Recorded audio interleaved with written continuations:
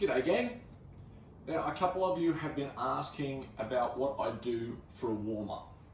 And this goes before any of the challenges you might be undertaking at the moment, but certainly before every big workout that we do, I really like to make sure that I get a nice, good warm-up in.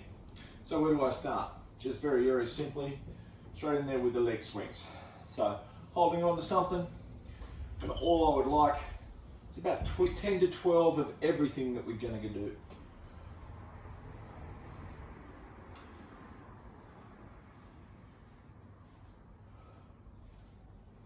And then simply swapping legs, and it's just like a pendulum. Just let that leg swing back and forth. Doesn't have to be too much. You're not trying to get it up too high and all those things. You just want to take it nice and easy to begin with. All right, and the other trick that we do is I like to do it twice. So, other leg again. So throughout my warm-up, I'm just letting the body warm up nice and slowly, letting the breathing come on up, let the blood flow start to kick off around the body. And I'm going to mimic the movements that I do in the workout. That's really, really important. So you might find that if you're just going to take yourself out for a run, you don't necessarily need to be knocking out push-ups and pull-ups and all the rest of it, but you definitely need to be doing some leg swings. The other one I do is I'll then face the wall and I'll take it across the middle. All right, a bit like a pretend golf swing with your foot or a goal kick, but a nice, easy opening and closing through the hip joint. And again, just so that it feels nice. Other leg.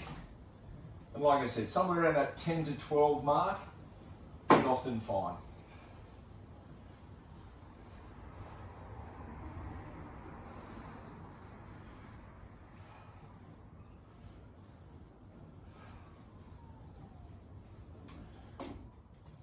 But now with a lot of your workouts, there'll be plenty of upper body in there as well. So as part of a general warm-up, I always include some things like shoulder mobility. So I've got a simple resistance strap here.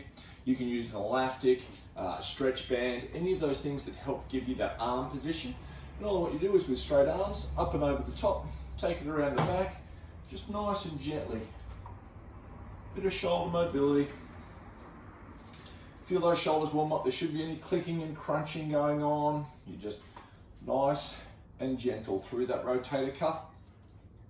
You should notice that your breathing begins to increase a little just in general because of the leg swings and the speed of your arm movements here. So don't be afraid to let that breath come up already. Okay? Now the other thing I like to do is I'll bring this to the front. I'll stand with my feet just around waist width apart and I'll do some torso rotations. A little bit of dancing feet, twisting those feet as I rotate from side to side.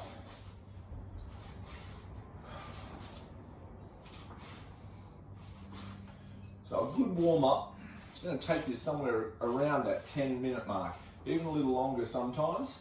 So don't be afraid to let the time go and enjoy yourself here, feel the different ranges of movement, but you just can't neglect it. You have to do it.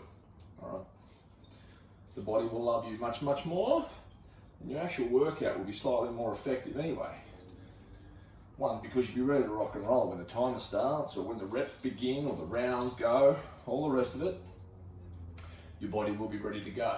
Now, depending on your resistance strap, if it's too heavy, don't worry about pulling it too far apart, but I do like to do a little bit of reverse fly or external rotation work.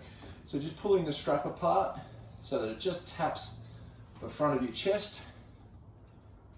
Just again, we do a lot of front of the body work in general, so I just want to make sure that we warm up through the back. Right? So, like I said before, everything gets done twice.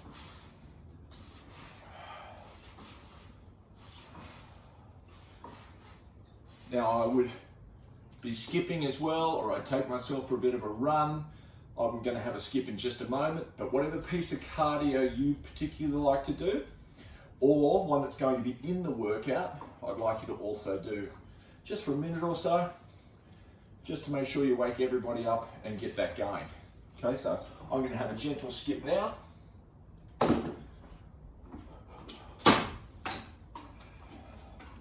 Like I said, these kind of things are designed just again so that the blood flow kind of comes up. I don't have to skip too fast to begin with. Great way to warm up through the calves if you're going to go for a run. If you've got jumping lunges in your workout, walking lunges in your workout, any of those kind of things. A bit of a run, a bit of a skip, a bit of boxing if you've got boxing pads and stuff. Great thing about skipping and running and those things is it brings your heart rate up. The great thing about going for a run or a skip is that they bring that heart rate up.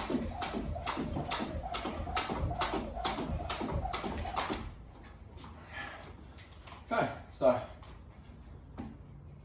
nice and easy. Now after I've had a bit of a skip or a run, what I want to do is mimic some of the bigger compound movements. So I'm going to squat. So I just want to do about 12 bodyweight squats. Just taking your time, get your equipment ready for timing, etc. if you need that for your actual workout. But just then have a couple of fast ones, have a couple of slow ones, but just take time to get that depth right. From here I'll do push-ups, and again same thing, start reasonably easy, building into that range, do a couple of fast, and do a couple of slow.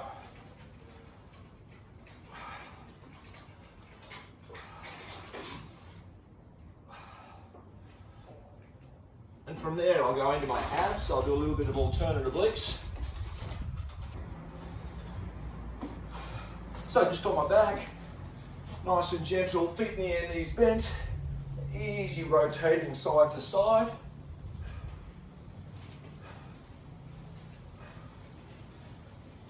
Add some faster ones if you'd like. Slowly building that body warmth up, right through all those muscles. And of course, do that again. So up into the squats, feet can be in a slightly different spot. You can have a greater range of movement now.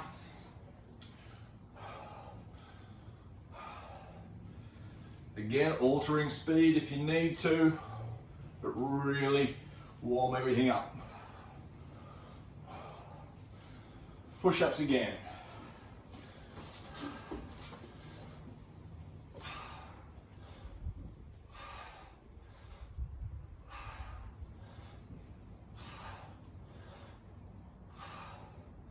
Again, full range by the end of that set. And then obliques again.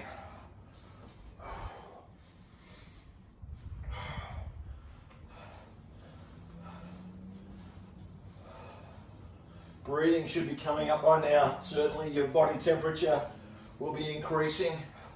Muscles should start to feel pretty loose.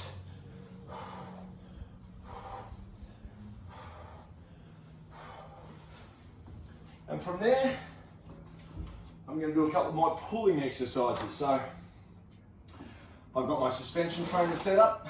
I'm going to do my normal regulation pull-ups. So feet in underneath. Get nice and gentle. You don't have to go under full load just yet.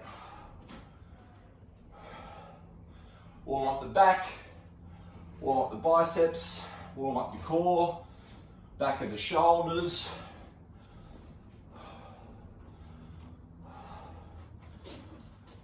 From there I like to lunge. So from that spot I can just simply alternate reverse lunges. Feel the hip flexors stretch out a little.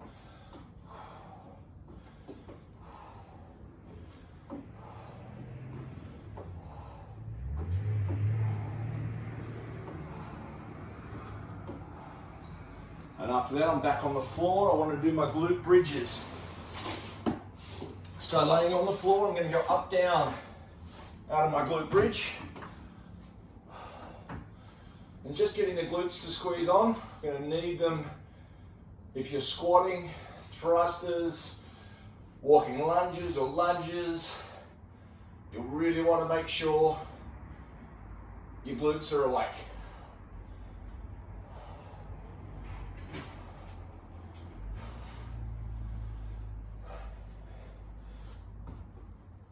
And we'll do all those again, please. So into your pull-ups, put a little bit more weight underneath it this time. Change of speed a little.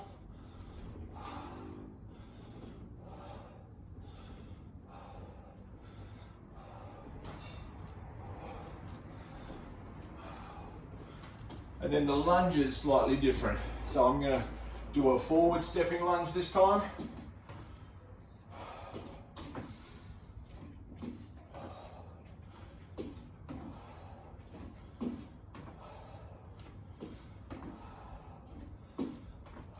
Just a couple more. Change your width a little bit sometimes. Make sure your groin's warmed up. And then on the floor again for those glute bridges.